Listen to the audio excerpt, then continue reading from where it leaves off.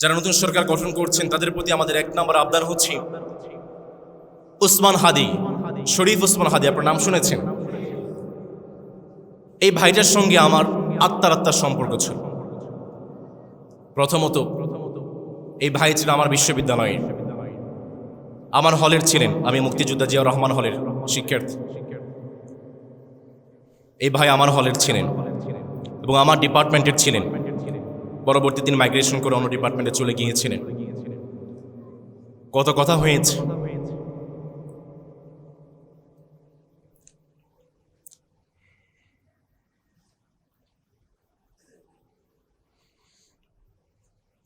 অনেক কথা ছিল, সর্বশেষ বলা হয়নি। যারাই সরকার গঠন করছেন আপনাদের কাছে আবেদন জানাচ্ছি, অন্তত আমার শরীফ ওসমান হাদি ভাইয়ের বিচারটা কইরেন।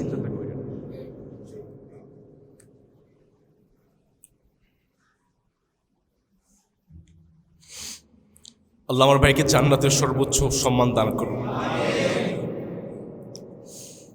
যারা নতুন সরকার গঠন করছেন আপনাদের প্রতি আমাদের 2 নম্বর আবদার হচ্ছে ভিন্ন মত, ভিন্ন দল নির্বিশেষে বিভিন্ন ট্যাগ লাগিয়ে রাজাকার, যুদ্ধ অপরাধী, জামাত, শিবির, আওয়ামী লীগ, জাতীয় পার্টি, বিভিন্ন ট্যাগ লাগিয়ে যেন তাদের উপর কোনো নির্যাতন অত্যাচার করা না হয়, এই পরিবেশটা আপনারা তৈরি করবেন। এটা যারা নতুন সরকার গঠন করছেন তাদের প্রতি আমাদের দাবি। 3 নম্বর দাবি হচ্ছে তত্ত্বাবধায়ক সরকারের সময় ডক্টর ইউনূসের আমলে আমরা যেভাবে কোরআন এবং হাদিস থেকে নির্ভয়ে কোরআনের কথাগুলো বলতে পেরেছি, ফ্রিডম অফ স্পিচ ছিল, বাক স্বাধীনতা আমরা পেয়েছিলাম, ইসলামের কথাগুলো যেভাবে আপনাদের সামনে উপস্থাপন করতে পেরেছি, নতুন সরকারের কাছে আবেদন হচ্ছে আমরা যেন আমাদের বাক স্বাধীনতা, কোরআন এবং হাদিসের সঠিক তথ্যগুলো মানুষের কাছে উপস্থাপন করতে পারি, এমন একটা পরিবেশ আপনারা তৈরি করবেন। মানুষের বাক স্বাধীনতা আপনারা কেড়ে নেবেন না, এটা আমাদের নতুন সরকারের প্রতি আবেদন। সর্বোপরি জুলুম, অত্যাচার, জালিম হবেন না, মাজলুমের পাশে থাকবেন। কারণ জালিমের অবস্থা কেমন হয়, যারা জালিম, যারা স্বৈরাচার, যারা অত্যাচারী, তাদের অবস্থা কেমন হয় 5 আগস্ট বাংলাদেশের মুসলমান তা দেখিয়ে দিয়েছে। সুতরাং জালিম হবেন না, মাজলুমের সহযোগী হবেন। এই কয়েকটা আবেদন আমাদের নতুন দল বা নতুন সরকারের প্রতি আছে। ইয়াহদিহিল্লাহু ফালা মুদিল্লা লাহু ওয়া মান ইউদ্লিলহু ফালা হাদিয়া লাহু ونشهد أن لا إله إلا الله وحده لا شريك له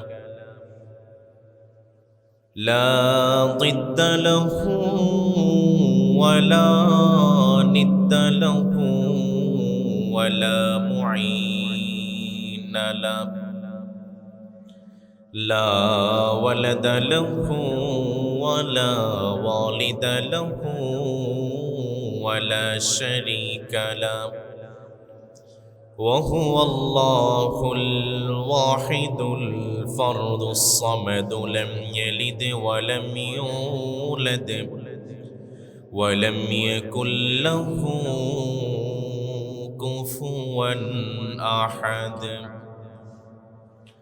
ونشهد أن سيدنا ونبينا وحبيبنا ومولانا محمد الذي أرسله بالحق بشيرا ونذيرا وداعيا إلى الله بإذنه وسراجا منيرا. أما بعد فقد قال الله تعالى في كلامه المجيد وفي فرقانه الحميد সবাই একসাথে পড়ি আউযু বিল্লাহি মিনাশ শাইতানির রাজীম বিসমিল্লাহির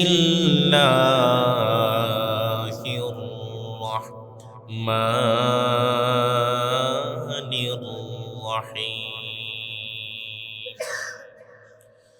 أياما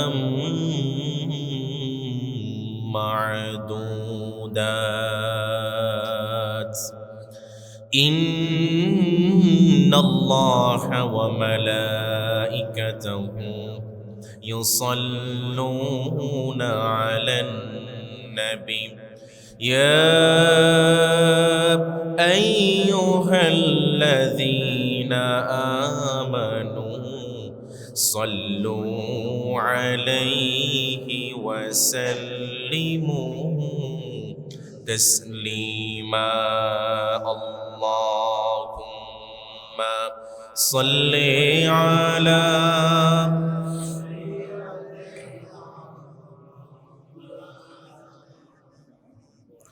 وعلى آل سيدنا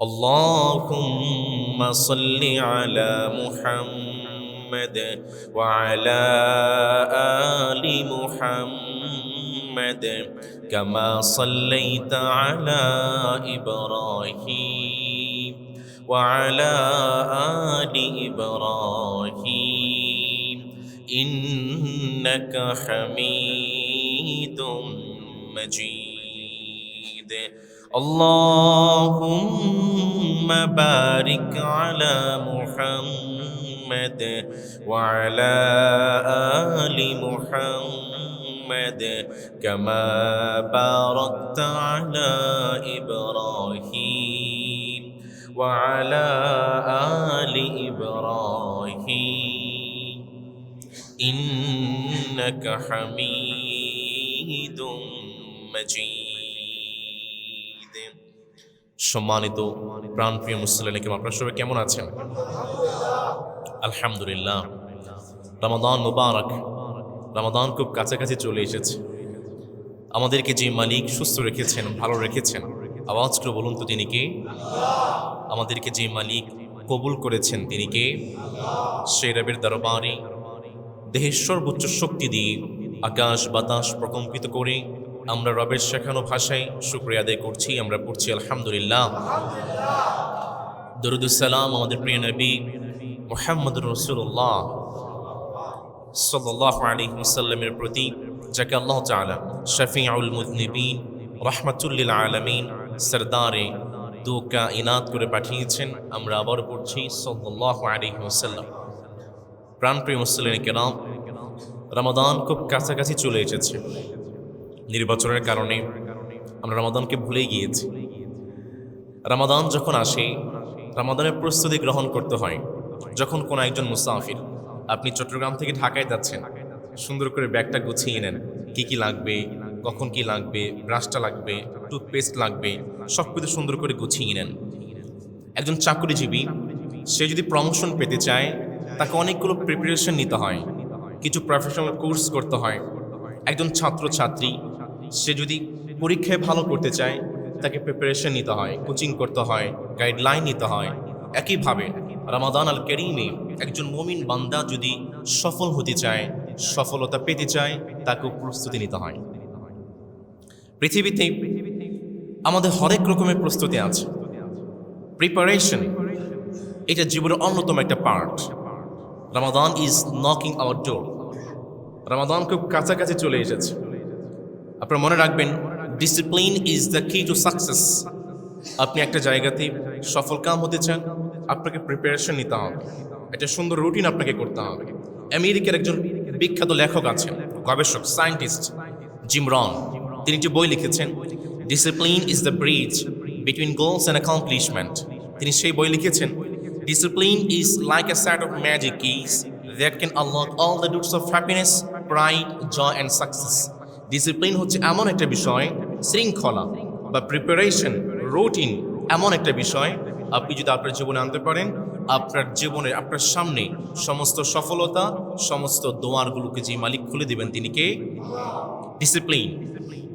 রমাদানকে কেন্দ্র করে 3 ধরনের প্রস্তুতি, প্রিপারেশন আমরা কোরআন এবং হাদিসে পেয়ে থাকি। বলুন তো আমার ভাইয়েরা, রমাদানকে কেন্দ্র করে কয় ধরনের প্রস্তুতি আছে? 1 নম্বর, রমাদানকে কেন্দ্র করে আল্লাহ তাআলা কিছু প্রিপারেশন নেন, সুবহানাল্লাহ পড়বেন না? 2 নম্বর, রমাদানকে কেন্দ্র করে যারা দুনিয়াদার, যারা দুনিয়া নিয়ে মত্ত, যারা দুনিয়া নিয়ে ব্যস্ত, তারা কিছু প্রিপারেশন নেয়। 3 নম্বর, রমাদানকে কেন্দ্র করে যারা ঈমানদার, যারা আল্লাহর খাঁটি বান্দা, যারা মুসলমান, তারাও কিছু প্রিপারেশন নেওয়া দরকার আছে না নাই? প্রথমে আলোচনা করতে চাই রমাদানকে কেন্দ্র করে আল্লাহ তাআলা কি কি প্রিপারেশন নেন। আল্লাহ তাআলা রমাদানকে কেন্দ্র করে 5টা প্রস্তুতি গ্রহণ করেন। প্রিয় ভাইরা আমার, বলুন তো দেখি কয়টা প্রস্তুতি? 1 নম্বর, আইয়ামাম মা'দুদাত, নির্দিষ্ট কিছু দিনে, সীমাবদ্ধ কিছু দিনে, লিমিটেড কিছু দিনে আল্লাহ তাআলা আনলিমিটেড ক্ষমা এবং রহমতের ঘোষণা করে দেন। সুবহানাল্লাহ পড়বেন না? 2 নম্বর, ইযা জাআ রমাদান সুফিজাতিশ শায়াতিন, আমার রবের প্রিপারেশন হচ্ছে যখন রমাদান চলে আসে আল্লাহ তাআলা শয়তানকে শৃঙ্খলাবদ্ধ করে ফেলেন। 3 নম্বর, ফুতিহাত আবওয়াবুল জান্নাহ ওয়া গুল্লিকাত আবওয়াবুন নার, যখন রমাদান চলে আসে আল্লাহ তাআলা জান্নাতের দরজাগুলোকে খুলে দেন, জাহান্নামের দরজাগুলোকে বন্ধ করে দেন। 4 নম্বরে আল্লাহ তাআলা রমাদানের প্রত্যেকটা রাতে অসংখ্য পাপী এবং জাহান্নামী বান্দাকে ক্ষমা করে দেন। 5 নম্বর, রমাদানকে কেন্দ্র করে আমার রবের 5 নম্বর প্রস্তুতি হচ্ছে রমাদানে আল্লাহ তাআলা এমন একটা রাত রেখে দিয়েছেন যেই রাতে আপনি দোয়া তুলে রবের কাছে চাইতে দেরি, সাথে সাথে আপনার দোয়াগুলোকে যে মালিক কবুল করবেন তিনি কে? রমাদানকে কেন্দ্র করে দুনিয়াদার যারা আছে তাদের কিছু প্রিপারেশন আছে। দুনিয়াদার যারা, তাদের প্রিপারেশন হচ্ছে, তারা এটা হচ্ছে মান্থ অফ ফাস্টিং, না খেয়ে থাকার মাস, সিয়াম সাধনার মাস, কিন্তু মান্থ অফ ফাস্টিংকে তারা কনভার্ট করে মান্থ অফ ফিস্টিং, খাওয়া দাওয়ার মাসে পরিবর্তন করে ফেলে। দুনিয়াদার যারা রমাদান আল কারীমে তাদের চোখটা থাকবে ফ্রিজের মধ্যে, কতটুকু খাবার স্তূপ করতে পেরেছে। ইফতারে 10 আইটেম খাবার লাগবে, সাহারিতে 12 আইটেমের খাবার লাগবে। এবং এই দুনিয়াদার যারা, তারা সব সময় তাদের স্ত্রীদেরকে প্রেশারের মধ্যে রাখে, তোমাকে পেঁয়াজু করতে হবে, শরবত করতে হবে, এই করতে হবে, বেগুনও করতে হবে, বুট করতে হবে। এরা হচ্ছে মান্থ অফ ফিস্টিং, এটা যেন রমাদানের মাসটা, এটা হচ্ছে খাওয়ার মাস। এরা হচ্ছে দুনিয়াদার, তারা শুধুমাত্র এই বাজার সদাই এবং তারা ফ্রিজের মধ্যে খাবার স্তূপ করতে চায়। নবী করিম সাল্লাল্লাহু আলাইহি ওয়াসাল্লাম বলেছেন, দুনিয়াতে যাদের পেটটা পূর্ণ থাকবে, সবসময় ভরা থাকবে, কিয়ামতের দিন তারা ঠিক ততটাই ক্ষুধার্ত থাকবে। নাউজুবিল্লাহ পড়বেন না? দুনিয়াদার যারা, তাদের 2 নম্বর প্রিপারেশন হচ্ছে রমাদান যতটা কাছাকাছি চলে আসে, ঘনিয়ে আসতে থাকে, দুনিয়াদারদের চেহারাটা নাখুশ এবং বেজারের একটা চিহ্ন ফুটতে থাকে।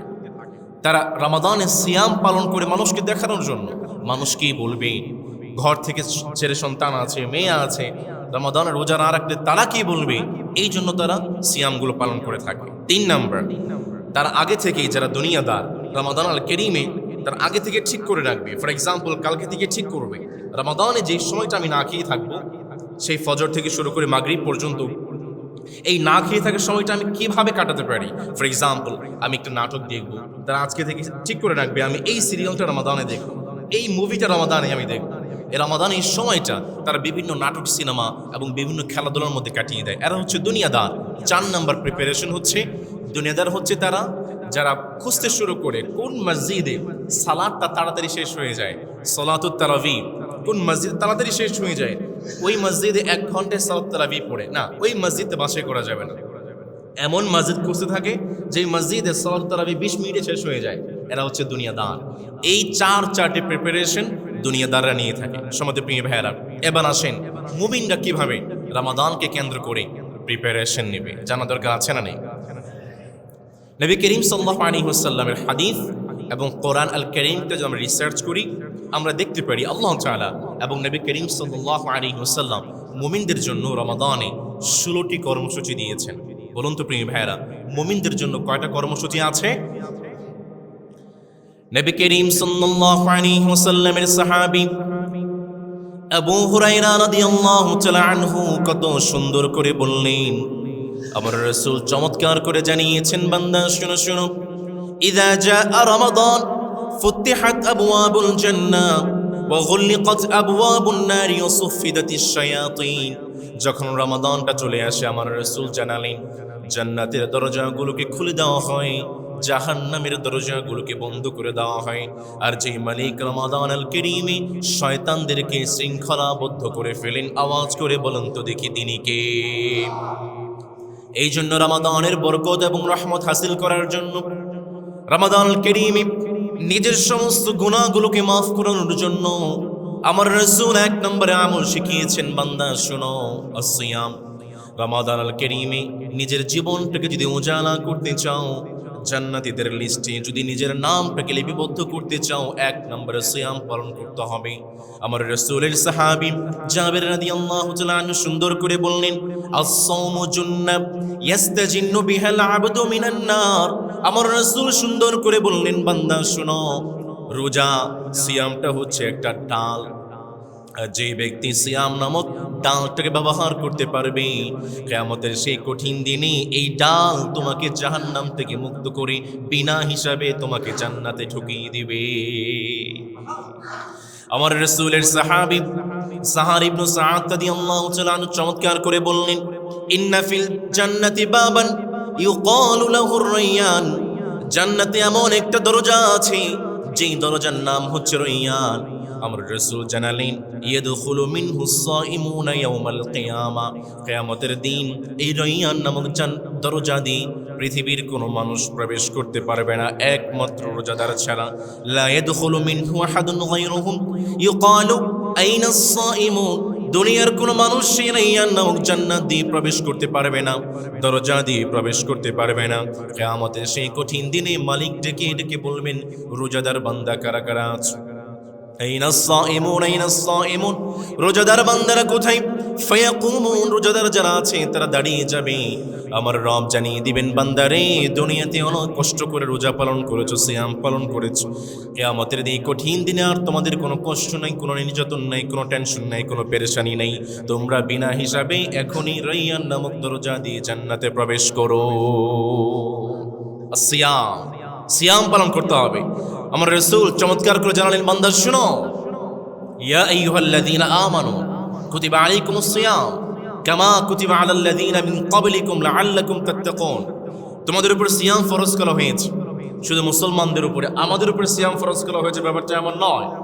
আদম আলাইহিস সালাম থেকে শুরু করে আজ পর্যন্ত যত নবী পৃথিবীতে এসেছেন, প্রত্যেকটা নবীর উম্মতের উপরে যে মালিক সিয়াম ফরজ করেছেন তিনি কে? আদম আলাইহিস সালাম থেকে শুরু করি নূহ আলাইহিস সালাম পর্যন্ত প্রতি মাসের চন্দ্র মাসের 13, 14, 15 তারিখ আল্লাহ তাআলা সিয়ামকে ফরজ করে দিয়েছিলেন। ইহুদি যারা, তারা প্রতি সপ্তাহে শনিবার এবং বৎসরে মুহররমের 10 তারিখ মুসা আলাইহিস সালাম যখন তাওরাত নিয়ে এসেছেন, তাওরাত আনার পূর্বে মুসা আলাইহিস সালাম 40 দিন সিয়াম পালন করেছেন। ঈসা আলাইহিস সালাম ইনজিল পাওয়ার পূর্বে 40 দিন সিয়াম পালন করেছেন। দাউদ আলাইহিস সালাম তার পুরোটা জীবন সিয়াম পালন করেছেন। একদিন পর পরে দাউদ আলাইহিস সালাম সিয়াম পালন করতেন। নবী করিম সাল্লাল্লাহু আলাইহি ওয়াসাল্লাম যখন হিজরত করেছেন, মক্কা থেকে মাইগ্রেট করে মদিনায় চলে গিয়েছেন, দ্বিতীয় হিজরতে আমার রাসূলের উপরে যেই মালিক সিয়াম ফরজ করেছেন তিনি কে? শুধু মুসলমানদের উপরে সিয়াম ফরজ ব্যাপারটা এমন নয়। আপনারা যারা হিন্দু ধর্ম সম্পর্কে পড়াশোনা করেছেন, হিন্দু ধর্ম এবং ইসলাম একটা বই আছে, আপনারা যারা এই বইটা পড়বেন, আপনারা দেখবেন ব্রাহ্মণ যারা আছে, ব্রাহ্মণরা প্রতি মাসে 11 এবং 12 তারিখ একাদশী, দ্বাদশী তার উপবাস পালন করে। আপনি যদি ব্রাহ্মণদের প্রতি মাসের এই 2 দিন 11 তারিখ এবং 12 তারিখ হিসাব করেন, তারা পুরো বছরে 24টি উপবাস পালন করে। এবং তাদের মধ্যে আরেকটা বিধান আছে, ব্রাহ্মণরা কার্তিক মাসের প্রতি সোমবার তার উপবাস পালন করে। হিন্দুস্তানের হিন্দু ধর্মের প্রত্যেকটা মানুষ উপবাস পালন করে এবং তাদের উপবাসের এই শর্তগুলো পূর্বে অনেক কঠিন ছিল। 40 দিন লাগাতার উপবাস পালন করলে একটা উপবাস হবে, তাদের এই শর্তগুলো ছিল। গুজরাট এবং দক্ষিণাত্যের জৈন ধর্মাবলম্বী যারা আছেন, তারা প্রতি বছর কয়েক সপ্তাহ ধরে সিয়াম পালন করে। প্রাচীন মিশরীয় যারা ছিলেন, তারাও প্রতি বছর আনন্দ উৎসবের মতো করে সিয়াম পালন করতেন। সুতরাং সিয়াম শুধুমাত্র মুসলমানদের উপর ফরজ ব্যাপারটা এমন নয়, সিয়ামকে আল্লাহ তাআলা পুরো বিশ্ব, পুরো মানবতার জন্য ফরজ করে দিয়েছে। সিয়াম কেন পালন করবেন? আমরা তো স্বার্থপর জাতি। স্বার্থ আছে যেখানে আমরা আছি, স্বার্থ নাই যেখানে আমরাও নাই। স্বার্থপর মানুষ, বড্ড স্বার্থপর। সিয়াম আপনি কেন পালন করবেন? 1 নম্বর, আপনি যদি দীর্ঘ জীবন লাভ করতে চান, বেশি দিন বাঁচতে চান, পরিবারকে নিয়ে সুখে শান্তিতে দীর্ঘজীবী হতে চান, আপনাকে সিয়াম পালন করতে হবে। এই কথাটা আমার কথা নয়, বাংলাতে একটা প্রবচন আছে, বেশি বাঁচবি তো কম খা। একটা প্রবচন আছে বাংলাতে। বিখ্যাত চিকিৎসা বিজ্ঞানী ডক্টর ক্লাইভ ম্যাকক তিনি তার রিসার্চ আর্টিকেল বলেছেন, যতদিন পর্যন্ত মানুষের দেহে বৃদ্ধির ক্ষমতা থাকে, মানুষকে বার্ধক্য আক্রান্ত করতে পারে না। যখন মানুষের দেহ এই বৃদ্ধির ক্ষমতা বন্ধ হয়ে যায়, ঠিক তখনই বার্ধক্য এসে মানুষের দেহের মধ্যে চেপে বসে। বিজ্ঞানী লক্ষ্য করেছেন, মানুষের দেহ যখন বৃদ্ধি হতে থাকে এবং এই বৃদ্ধিটাকে যদি ধীরে গতিতে আস্তে আস্তে করা যায়, ধীরে গতিতে চালানো যায়, তাহলে প্রাণী দেহের দৈহিক বৃদ্ধিটাও ধীরে গতিতে চলবে এবং মানুষ বার্ধক্য আসতে বা বার্ধক্য হতে একটু সময় লাগবে এবং মানুষ দীর্ঘজীবী হবে। এখন বিজ্ঞানী যারা আছে তারা রিসার্চ করেছেন, প্রাণী দেহের এই দৈহিক বৃদ্ধির ধীরগতি করার জন্য যে উপায়গুলো আছে, আমি যদি আমার শরীরের দৈহিক বৃদ্ধিটাকে ধীরগতি করতে চাই, যে উপায়গুলো আছে, যে মেডিসিনগুলো আছে, তার মধ্যে সর্বোত্তম মেডিসিনের নাম হচ্ছে সিয়াম বা রোজা। সুতরাং একজন বান্দা যখন সিয়াম পালন করবে, তার দৈহিক বৃদ্ধি ধীরগতিতে চলবে এবং তার কাছে বার্ধক্যটাও ধীরগতিতে আসবে। সুবহানাল্লাহ পড়বেন না? এটা হচ্ছে বিজ্ঞানের কথা। নবী করিম সাল্লাল্লাহু আলাইহি ওয়াসাল্লাম জানিয়েছেন। সুতরাং নবীজির ফর্মুলা হচ্ছে, তোমরা যদি বেশি দিন বাঁচতে চাও, আন তাসুমা কুল্লা শাহরিন সালাসাতা আইয়াম, তোমরা প্রতি মাসের 3 দিন সিয়াম পালন করবে। এই জন্য বিখ্যাত একজন চিকিৎসা বিজ্ঞানী ছিলেন ইবনে সিনা। তিনি বলেছিলেন, তার রিসার্চে, তার বইয়ের মধ্যে লিপিবদ্ধ করেছেন, যখন কোনো একজন মানুষ ইবনে সিনার কাছে আসতো এবং রোগ মুক্তির জন্য দোয়া চাইতো, চিকিৎসা চাইতো, ইবনে সিনা তাকে প্রতি মাসে 3 দিন করে সিয়াম পালন করার জন্য আদেশ করতেন। সুতরাং প্রিয় ভাইয়েরা, যদি আপনি দীর্ঘজীবী হতে চান, বেশি দিন বাঁচতে চান, সিয়াম পালন করা দরকার আছে না নেই? 2 নম্বর, সিয়াম কেন পালন করবেন? কারণ আপনি যখন সিয়াম পালন করবেন, আল্লাহ তাআলা আপনার শরীরের সমস্ত রোগগুলোকে বের করে আপনাকে একদম সুস্থ সবল মানুষ বানিয়ে দেবেন। সুবহানাল্লাহ পড়বেন না? আমাদের পৃথিবীতে বিজ্ঞানীরা দেখেছেন, সিয়াম, fasting is a powerful medicine for human being. সিয়াম, এই রোজা হচ্ছে মানুষের জন্য শক্তিশালী একটা ঔষধ। সিয়াম কি কি কাজ করে? বিখ্যাত একজন ডক্টর আছেন, ডক্টর জুয়েলস এমডি, তিনি বলেছেন, যখন মানুষ এক বেলা অনাহার থাকে বা খাবার বন্ধ করে দেয়, সেই মুহূর্তটাকে কাজে লাগিয়ে মানুষের শরীর থেকে সমস্ত রোগ মুক্তিগুলো আল্লাহ তাআলা বের করে দেন। আরেকজন বিখ্যাত ডক্টর আছেন, ডক্টর ডিউই, তিনি বিশেষ জোর দিয়ে বলেছেন, যখন তুমি কোনো একজন রোগীকে তার পেটটাকে ক্ষুধার্ত রাখবে, দেখবে সেই রোগী মানুষটি উপবাস রয়েছে, ব্যাপারটা এমন নয়, বরং সত্যিকার রূপে উপবাস রয়েছে সেই মানুষটার রোগটি। সুতরাং কোনো মানুষকে সুস্থ করতে চান, তার পেটটাকে খালি করে দেন। চিকিৎসা শাস্ত্রের একজন জনক আছেন, ডক্টর হিপোক্রেটস, তিনি বলেছেন, the more you nourish a diseased body, the worse you make it. একজন অসুস্থ মানুষকে আপনি যত বেশি খাওয়াবেন, সেই মানুষটা আরো তত বেশি অসুস্থ হয়ে যায়। রাশিয়ার একজন শরীর বিজ্ঞানী আছেন, প্রফেসর ডক্টর D.N. নাকিটন, 1960 সালে 22শে মার্চ লন্ডনে একটি কনফারেন্সে তিনি বলেছিলেন, কোনো একজন মানুষ যদি সুস্থ থাকতে চায়, তার জন্য 3টা কাজ আছে। 1 নম্বর, তাকে পরিশ্রম করতে হবে। 2 নম্বর, তাকে হাঁটাচলা করতে হবে, ব্যায়াম করতে হবে। 3 নম্বর, তাকে প্রতি মাসে কমপক্ষে 3 দিন উপবাস থাকতে হবে, নিজের পেটটাকে খালি রাখতে হবে। সুতরাং সমাজের প্রিয় ভাইয়েরা, যদি নিজের শরীর থেকে সমস্ত রোগগুলোকে দূর করতে চান, সিয়াম পালন করা দরকার আছে না নাই? নবী করিম সাল্লাল্লাহু আলাইহি ওয়াসাল্লাম এই জন্য জানিয়েছেন, রোজা রাখো, সুস্থ থাকো। সুবহানাল্লাহ পড়বেন না?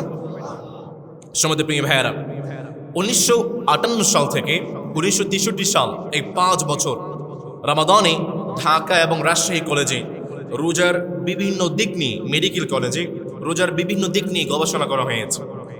1963 সালে তারা মোট ৮০ জন রোজাদার ব্যক্তির উপরে গবেষণা করেছিলেন এবং তারা দেখেছেন শতকরা ৮০ জন রোজাদারের গ্যাস্ট্রিক আলসার স্বাভাবিক হয়ে গিয়েছে। ঢাকা এবং রাজশাহী মেডিকেল কলেজের এই রিসার্চ এসেছে, তারা ৮০ জন রোজাদারের উপর গবেষণা করেছিলেন। তারা দেখেছেন অবেসিটি, মানুষের স্থূলতা, মানুষের শরীরে বেড়ে যায়, থাইরয়েডের সমস্যা হয়। তারা দেখিয়েছেন শতকরা ৮০ জন মানুষের থাইরয়েড এবং অবেসিটি স্বাভাবিক হয়ে গিয়েছে।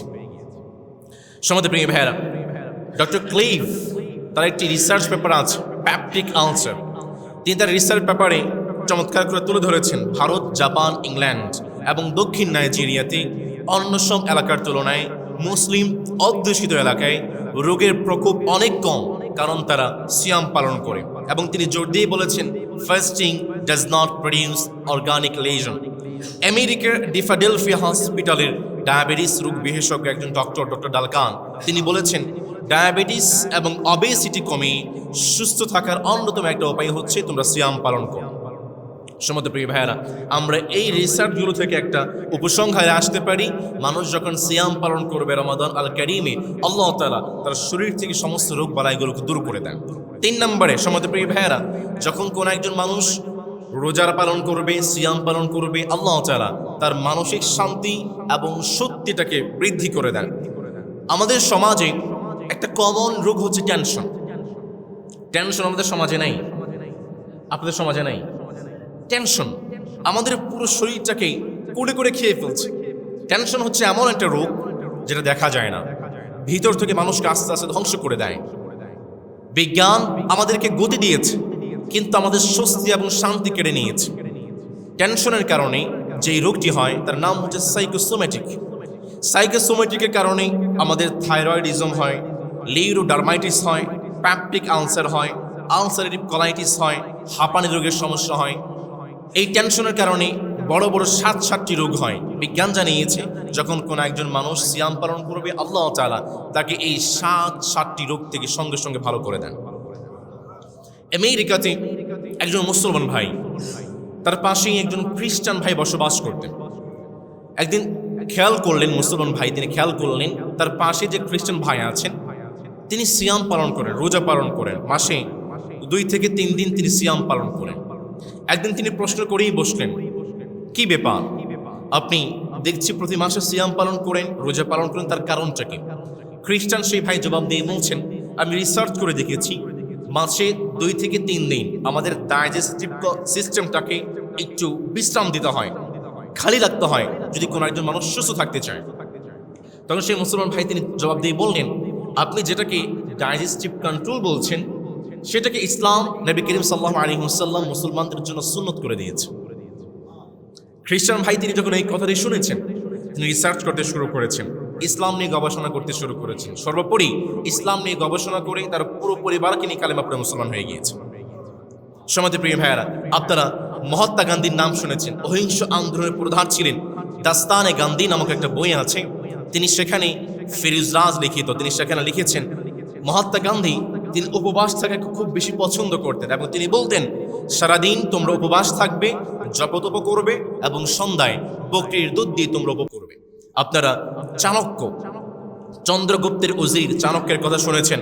চাণক্যের একটা বই আছে অর্থশাস্ত্র, সেই বইয়ে তিনি লিখেছেন আমি উপোস থেকে বাঁচতে শিখেছি, আমি উপোস থেকে উঠতে শিখেছি, আমি ক্ষুধার্ত পেটে শত্রুর সমস্ত চক্রান্ত ব্যর্থ করে দিয়েছি।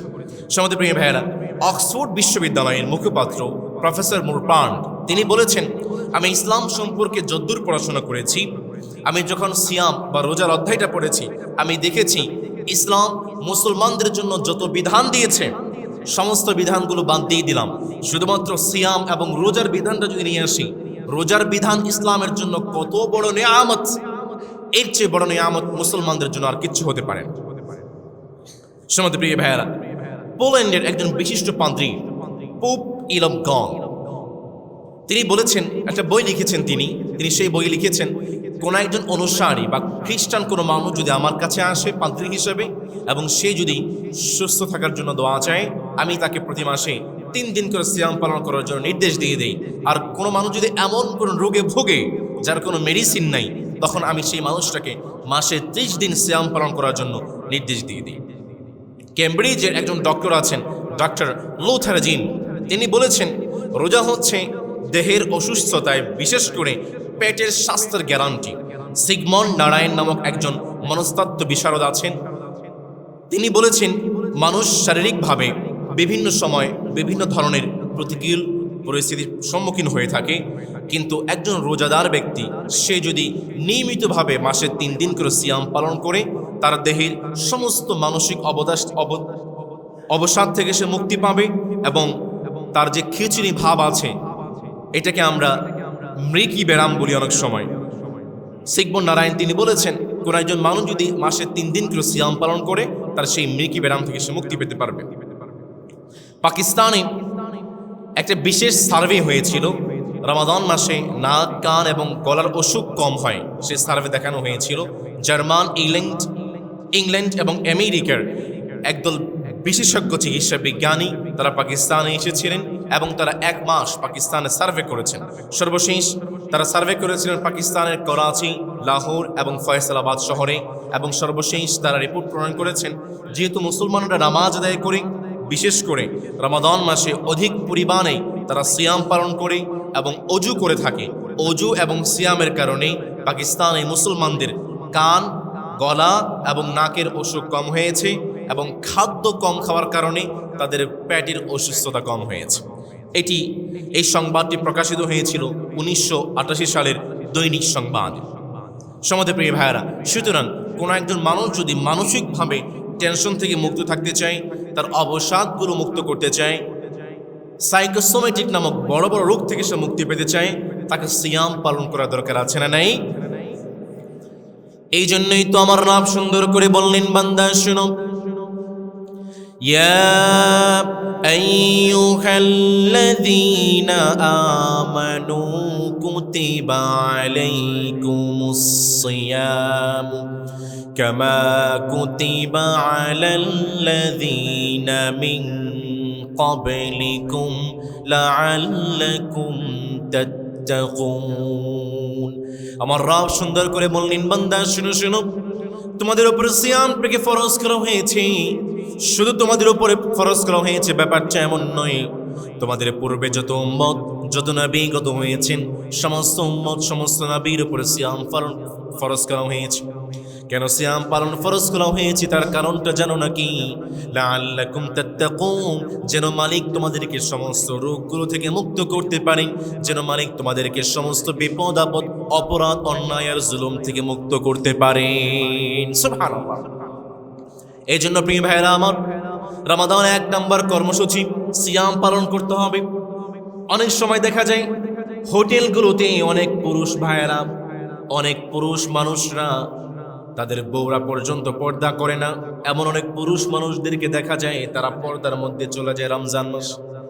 পর্দার মধ্যে গিয়ে দিন দুপুরে তারা খাবার গ্রহণ করে, কপাল পোড়া জাতি। আমার রাসূল জানিয়েছেন, নিজের জীবনটাকে যদি পরিশুদ্ধ করতে চান, রমাদানুল কারীমে একটা সিয়ামও ভঙ্গ করা যাবে না। যে মালিক আদেশ করেছেন তিনি কে? 2 নম্বরে নিয়ত করতে হবে। আমার রাসূলের সাহাবী আবু হুরায়রা রাদিয়াল্লাহু তাআলা আনহু সুন্দর করে বললেন, বান্দা শোনো, মান সামা রমাদান ঈমানান ওয়া ইহতিসাবান গুফিরা লাহু মা তাকদ্দামা মিন যামবি।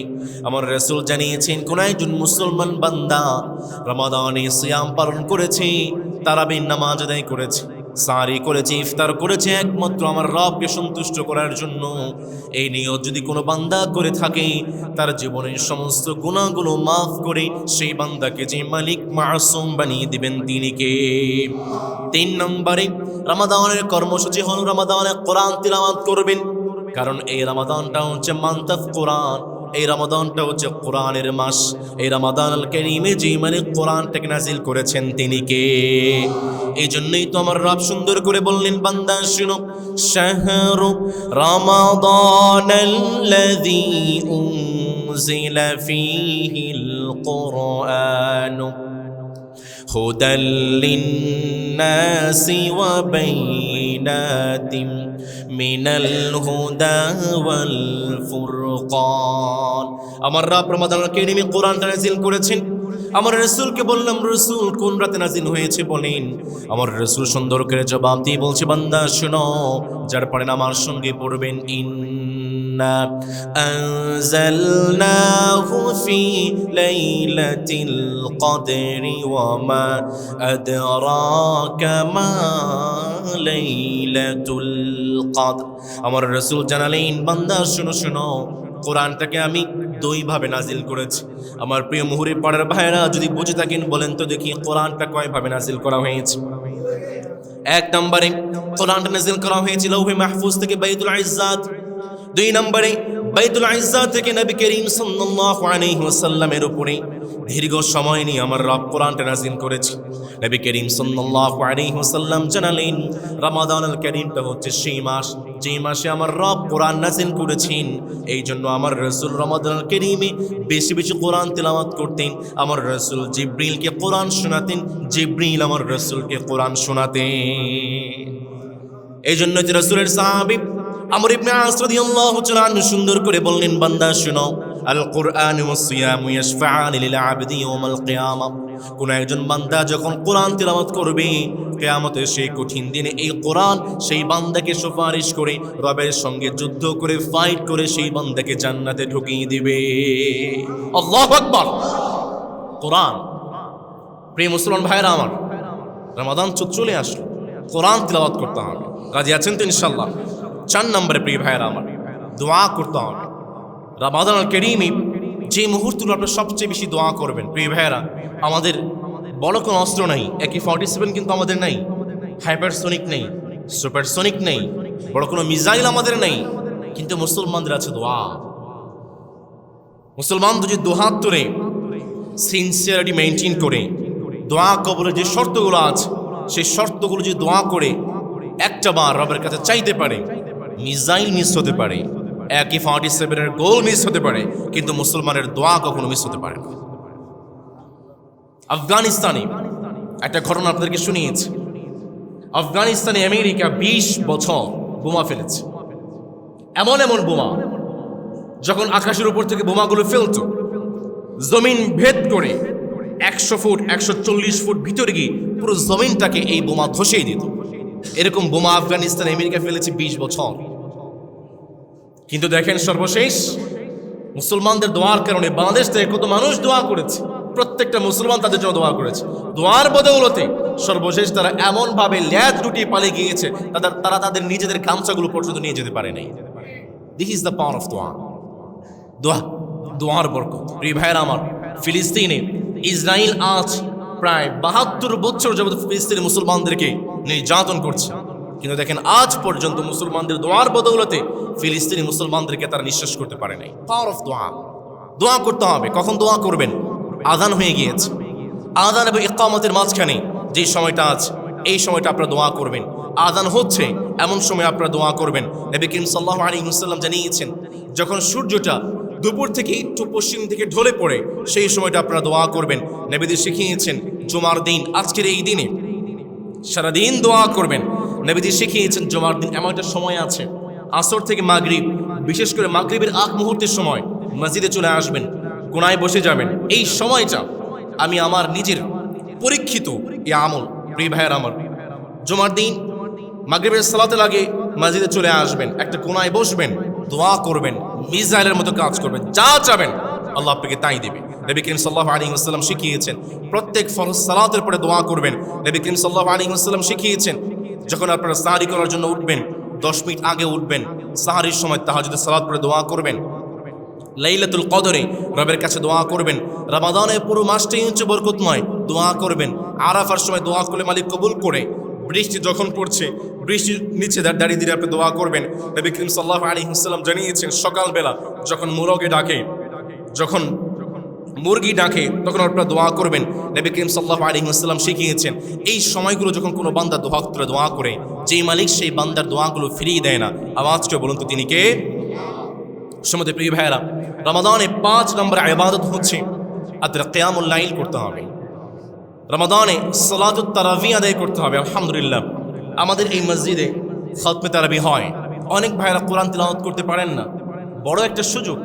আপনারা দাঁড়িয়ে শুনলেন, পড়তে পারলেন না, দাঁড়িয়ে দাঁড়িয়ে শুনলেন, শেখার জন্য চেষ্টা করলেন। যে মালিক আপনাকে কবুল করবেন তিনি কে?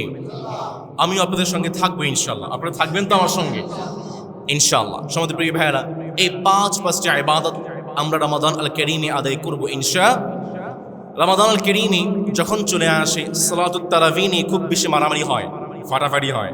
8 রাকাত, 12 রাকাত, 20 রাকাত মারামারি করবেন না। যার যদ্দুর সামর্থ্য আছে তদ্দুর আদায় করবেন। প্রিয় ভাইয়েরা আমার, আমাদের 16টি ইবাদত ছিল, তার মধ্যে থেকে আমরা 5টি আলোচনা করতে পেরেছি। বাকিগুলো আমরা কোনো একটা জমাতে আলোচনা করবো ইনশাআল্লাহ তাআলা। প্রিয় ভাইয়েরা, সম্প্রতি নির্বাচন হয়েছে গতকালকে। আপনারা খুশি না বেজার? না আপনারা খুশি না? আলহামদুলিল্লাহ। যে ফায়সালা, বিজয় আল্লাহ তাআলার পক্ষ থেকে। ইসলামের বিজয় সব সময়, মুসলমানদের বিজয় সব সময় আলহামদুলিল্লাহ পড়েন।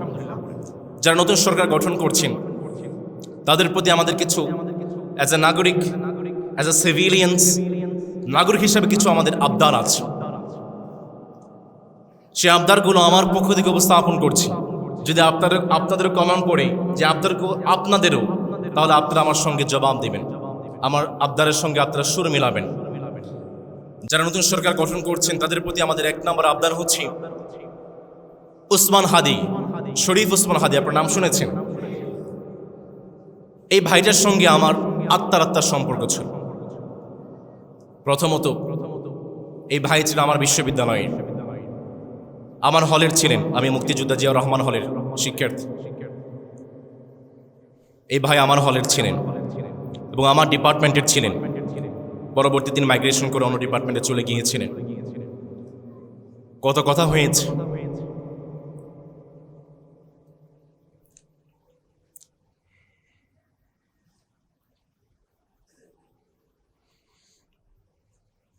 অনেক কথা ছিল, সর্বশেষ বলা হয়নি। যারাই সরকার গঠন করছেন আপনাদের কাছে আবেদন জানাচ্ছি, অন্তত আমার শরীফ ওসমান হাদি ভাইয়ের বিচারটা করেন।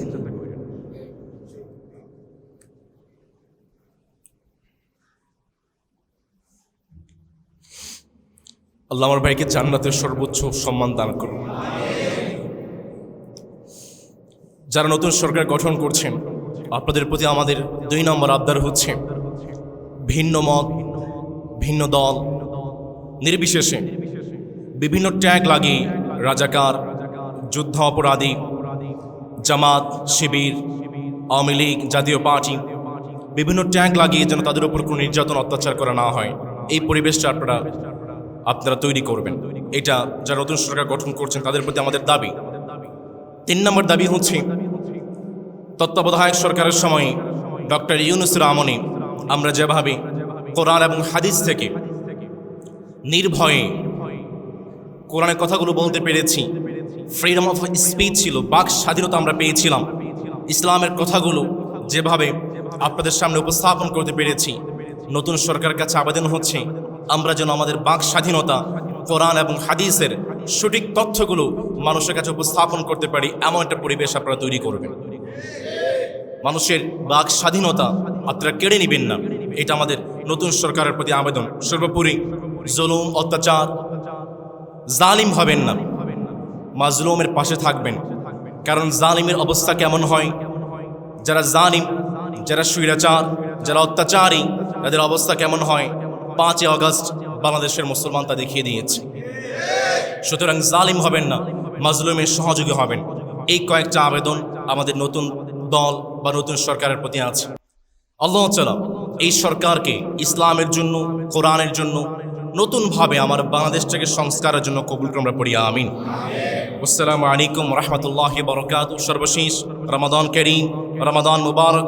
আমরা যেন নির্বাচনের এই পাল্লায় পড়ে রমাদানকে ভুলে না যাই।